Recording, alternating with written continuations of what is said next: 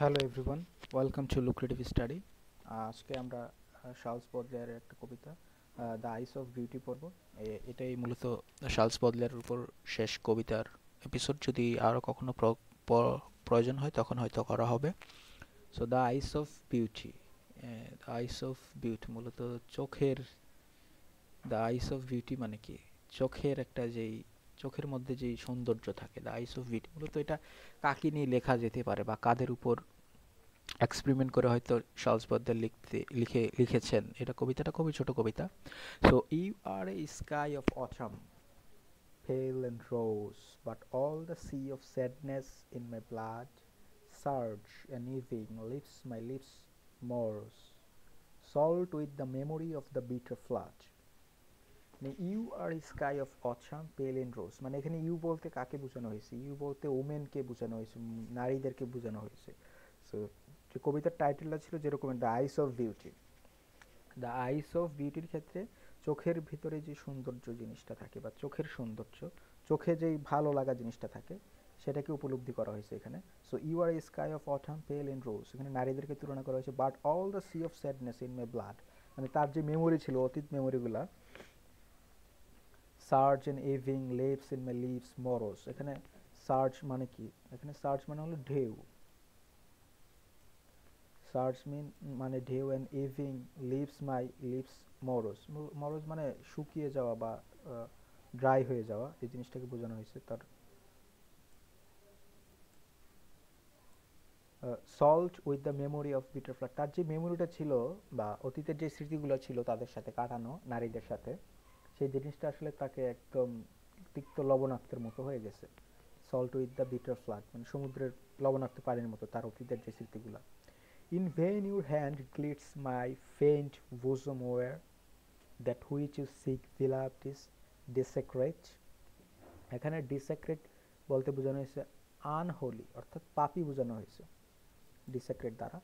By woman's tooth and talon, oh, no more seek in me for a heart which those dogs ate. এখানে এই dogs কাকে বলা হয়েছে? এখানে এই ডগস বলা হয়েছে কাকে? মহিলাকে, নারীদেরকে বলা হয়েছে যে আমার যে হৃদয়টা ছিল, বায়োমেন্স টুথ অ্যান্ড ট্যালেন্ট, তাদের আচরণে আর বাকি নেই। Seek in me for heart which those dog set, মানে তারা আমার হৃদয়টা খেয়ে গেছে, মানে নারীরা তার হৃদয় খেয়ে গেছে সেটা বলছে। তারপরের লাইনে it is ruin where the jackals rest, মানে এখানেও এই জ্যাকলস, শিয়াল, এই জ্যাকলস শিয়াল দিয়েও কাকে বোঝানো হয়েছে? ফক্স, নারীদেরকে বোঝানো হয়েছে। তো কি মারাত্মক ভায়োলেন্ট একটা ইমেজ দেখানোর চেষ্টা করেছে চার্লস বডলিয়ার, যে নারীদেরকে আসলে ডগস অ্যান্ড জ্যাকলসের সাথে তুলনা করা হচ্ছে, যে তারা তার হৃদয়কে চলে গেছে, তার হৃদয়কে নষ্ট করে চলে গেছে। And rend in tear and gorge themselves and slay মানে কি? স্লে মানে জবাই করে হত্যা করা, মানে এরকমের একটা জিনিস হয়েছে তার সাথে, যে স্লে হয়েছে। And rend and tear gorge themselves and slay, a perfume swims about your naked breast, মানে এখানে আরেকটা ভায়োলেন্ট ইমেজ দেন, নেকেড ব্রেস্ট। এখানে প্লেটোনিক লাভ না, এখানে দৈহিক লাভের কথা বলা হয়েছে, যে নেকেড ব্রেস্ট, একটা নেকেড ইমেজ তার সে দেখতে পাচ্ছে। Beauty has scourge of spirits have you away with flame like eyes that at bright feast have flared, burn of the staters that the beast have spared. এখানে এই যে the beast have স্পেড, এটা দিয়েও কাকে বোঝানো হয়েছে? নারীকে তুলনা করা হয়েছে।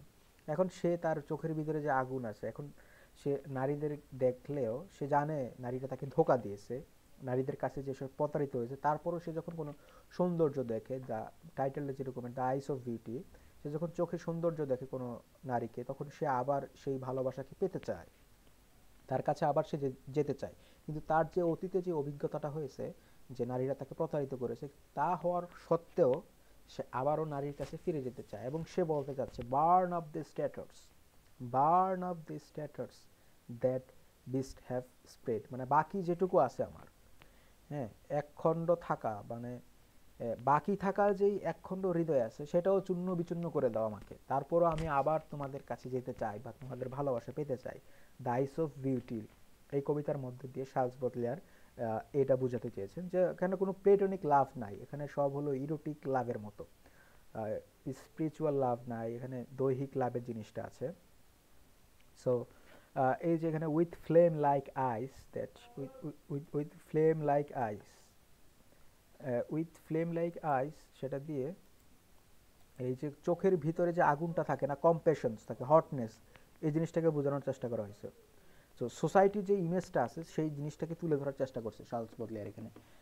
দেয়ার ইজ নো পারফেক্ট ভিউ, এখানে ওইভাবে আমরা বলতে পারি যে এখানে আসলে কোনো পারফেক্ট ভিউ নাই সোসাইটির।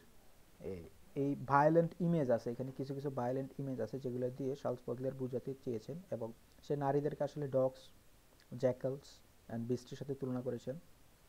তার নারী সৌন্দর্যের কাছে তার যেতে ইচ্ছে হয়, আইস অফ বিউটির যেই চোখের মধ্য দিয়ে যে সৌন্দর্য ধরা পড়ে সেই জিনিসটাকে সে তুলে ধরার চেষ্টা করেছে এই কবিতাতে। সো এটাই ছিল the eyes of beauty Charles বডলেয়ারের। So I think it will helpful. যদি তোমাদের কোনো মন্তব্য থাকে মন্তব্য করতে পারো। Thank you.